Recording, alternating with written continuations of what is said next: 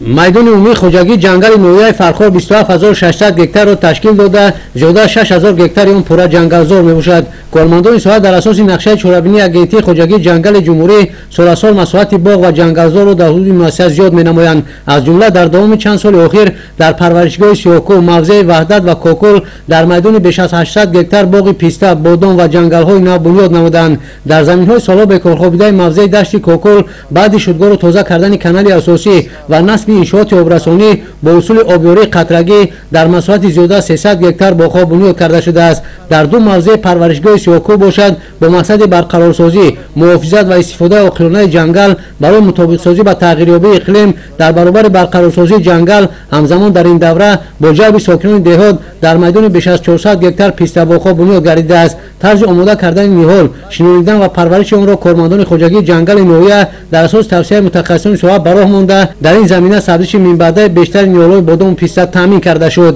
дар асоси нақша супоришҳои агентии хуҷагии ҷангали ҷумҳурии Тоҷикистон мо ҳамасола дар майдони 50 гектар бунёди барқароркунии ҷангалҳоро таъмин мекунем. дар ин майдоне ки мо имрӯз ҳузур дорем масоҳати 130 гектарро ташкил мекунад. дар давоми 5 сол мо дар ҳамин ҷо бунёди ҷангалзори пистаро ба роҳ мондем. аз таҷрибаи солҳои пешин истифода бурда сабзиши ниҳолҳоро мо дар ҳамин қитъа ба 90% таъмин намуда истодаем. шинонидаи ниҳоли писта ва бодом дар ин мавзеъ асосан бо тарзи кандани чуқурӣ муайян шинонида шудааст ки ба андешаи кормандони соҳа дар сурати боришот намӣ ба қадри кофӣ захира мегардад. илова бар ин чанд соли охир бо сабаби тағйир ёфтани иқлим, яъне нисбатан гарм шудани ҳарорати ҳаво дар нимаи фасли баҳор ва мавсими тобистон, бо истифода аз техникаи ниҳолҳои боғ барои пешгирӣ аз хушкшавӣ якчанд маротиба об дода мешавад ки ин тадбир ба нашрномаи хуби бештари ниҳолҳо мусоидат намудааст. мо усулҳои нави шинондани ниҳолҳоро ба роҳ мондем.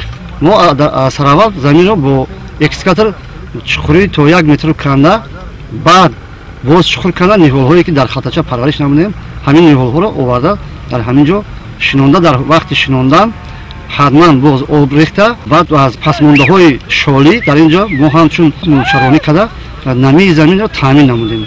дар фасли тобистон ҳамчунин ба воситаи мошинҳои обкашон ҳар 10 рӯз баъд як бор мо ба ҳар як дарахт ба андозаи аз 15 то 20 литр об рехта намии дарахтро дар бехи дарахт мо таъмин намудем.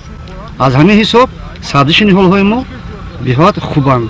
роҳбарият ва кормандони муассисаи давлатии хуҷагии ҷангали ноҳия иқдом гирифтанд ки то фарорасии мавсими баҳор бо истифода аз боду ҳавои мусоид ва риояи қоидаҳои агротехникӣ дар масоҳати боз 100 гектар боғу ҷангалҳои нав бунёд намоянд. бо мақсади ҳамасола васеъ намудани майдони боғ ва барқарорсозии ҷангал дар назди муассиса ниҳолхона ташкил карда шудааст ки дар он якчанд нави ниҳолҳо парвариш карда мешавад.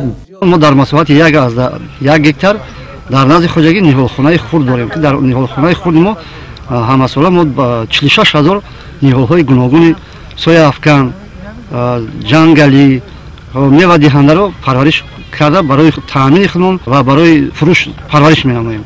дар ин мавзеъ имсол бештари ниҳолҳои писта ва бодом ба самар меоянд. атрофи боғ ки то ин давра бо симтур маҳкам карда шудааст, дар ҳудуди он гуногунии биологии ҳифз ва ҳолати эрозия пешгирӣ шуда, аз нав алафҳои табиӣ ва дигар растаниҳо ки аз тухм киш шуданд барои хӯроки чорво зиёд гардидааст. дар мавзеъи ваҳдат бошад, аз масоҳати умумии ҷангалҳои омехтаи навбунёд аллакай майдони зиёда аз 150 гектари он ба майдони ҷангалзори муассиса ворид карда шудааст ва имсол ин нишондод низ афзун хоҳад шуд. кормандони муассисаи давлатии хуҷагии ҷангали ноҳия ҷаҳти мутобиқсозӣ ба тағйирёбии иқлим тадбирҳои муассир андешида дар баробари барқарорсозии боғу ҷангал барои даромади иқтисодӣ ба чорводорӣ, зироаткорӣ, занбури асалпарварӣ ва моҳипарварӣ низ аҳамияти аввалин дараҷа зоҳир карда иқдом гирифтанд ки дар ин бахшҳо ба дастовардҳои боз ҳам бештар ноил гарданд.